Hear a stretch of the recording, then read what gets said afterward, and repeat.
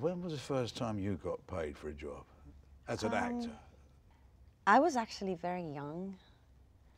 I think I was 7. Really? Something like that, yeah. And then, but I had the money much later. What's it like when you're 7, when you're, do you get it? Do you get what it, what do you think it was happening? It was not really acting. It was more the director filming me doing stuff. Yeah. But I think I remember the first time I was actually in a situation where I had to pretend. And I have a vivid memory.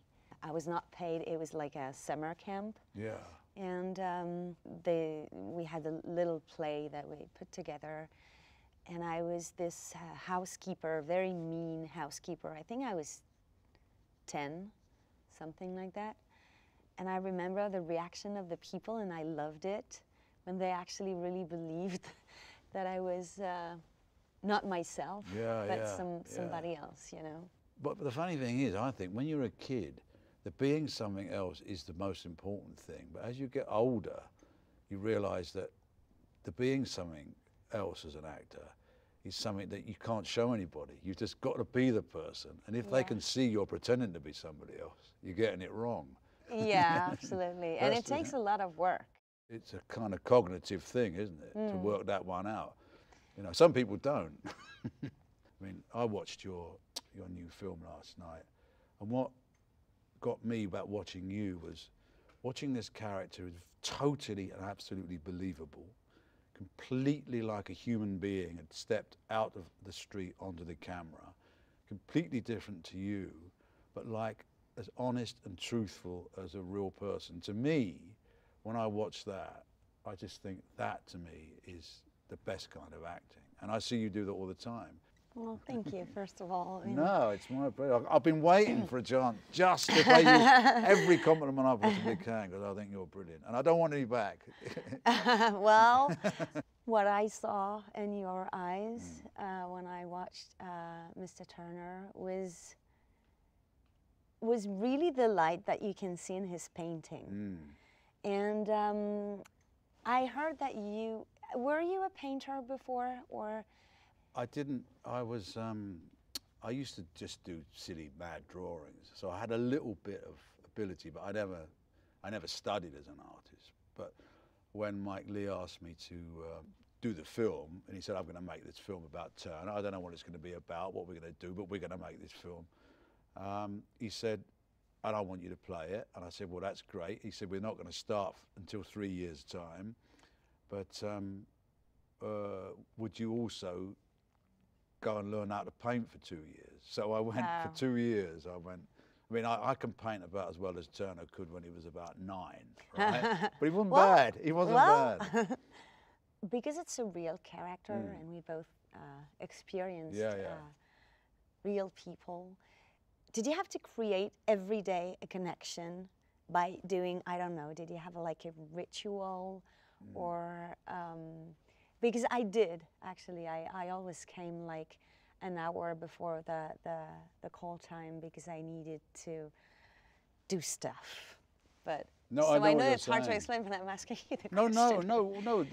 What you're talking about is getting into character, isn't it? It's coming up. It's creeping up on somebody and putting it on to make it, you know, to prepare yourself. I mean, the process with Mike Leigh is very much a part of the process. But I think, in a sense, every actor, if they're trying to get it right, does that, doesn't it? You have to allow yourself to become that person. It doesn't mean sometimes you can do it instantly, or sometimes it takes longer to, specific, physically, you know. With Turner, he had a very specific, hunched way of walking, and I always knew if my feet were turned slightly in, I couldn't feel right if I wasn't, and that his back had to be down, I had to feel smaller. So becoming him was imperative. If they tried to do him when I wasn't in character, it didn't feel right. Yeah, and also, I mean, I don't know about you, but I think the responsibility, although obviously we know, because we've seen Piaf, and we all know that she was so extraordinary, and that's why your performance is so extraordinary. not many people knew about Turner. So I lived quite near St. Paul's Cathedral, where he's buried with lots of other great artists, British artists. And I went and I knelt on his grave and I pretended to tie my shoelaces, and I had a little chat with him and said, "For what I am about to do to you, please forgive me." Then I went back halfway through and I said, "You know, if you want me to stop, if you don't like it, give me a sign." And then at the end of the film, I went back and I just knelt down. Mind you, I was a bit tired and a little bit drunk, and I just dropped a tear out my eyeball. And because somebody was watching me, so I just pretended I was polishing the corner of the grave. Well, you've worked a lot with Mike Leigh, and I guess there's like a technique that he applies on all his movies. But do you feel that you do something, you have something that you do each time for each new project? The only thing I do every time, I think, is use every amount of imagination that you've got. And I think identifying and trying to work out what that person is the key to it. And what I quite like, and I don't know, is if the characters, and I have played quite a few characters that are not particularly attractive or particularly nice or like people want to be, they're more like the way people are. I quite like to get sympathy for the character in my soul, not trying to play them sympathetically if they are. Yeah. But if you're playing a monster, it's your responsibility to give that monster something that's just as human as somebody that's a saint, you know. And I think that sense of delving, of throwing your imagination into them to work out what makes them tick is the only technique I use. The rest is added on, I think. You know, about you, do you, as you say, you rely very much on your director, do you? Yeah, of course. It's just that I'm always worried that if I use something that I've used already, of course, I mean, maybe I would call it exploration. Yeah. And if I use the same boat or the same car to explore this new world, who's a person, I feel that I'm gonna be confused. So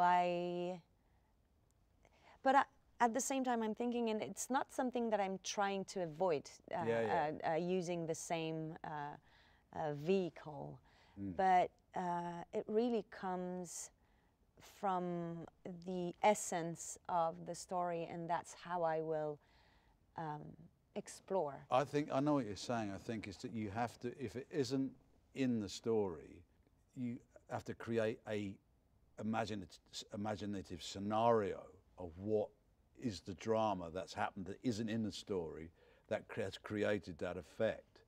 I think subtext is the thing that makes something just one look. There's a scene with your husband when you have a moment where you're feeling good together, and all of a sudden this sense of love, which you've been kind of denying him because you're so depressed, it's wonderful. And I could see you've thought about it anyway, and you've created a whole, I might be making assumptions here, but you've created a whole other world that you're drawing from that is private, and sometimes you don't even want to share it because it's like you don't want anybody else to know about it because that's where you're getting it from. Yeah, well, especially for this movie, I had to, well, first of all, if I don't do it, I feel if I don't create this person from birth to when we meet with this person in the story of the movie, I feel prisoner of ignorance. Yeah. And I don't know myself 100%. Nobody can. Nobody, but I need to know, it's almost that I need to know more my character than myself. Yeah. Because if I don't do it, I feel, prisoner of ignorance. It's that. I know exactly what you're talking about.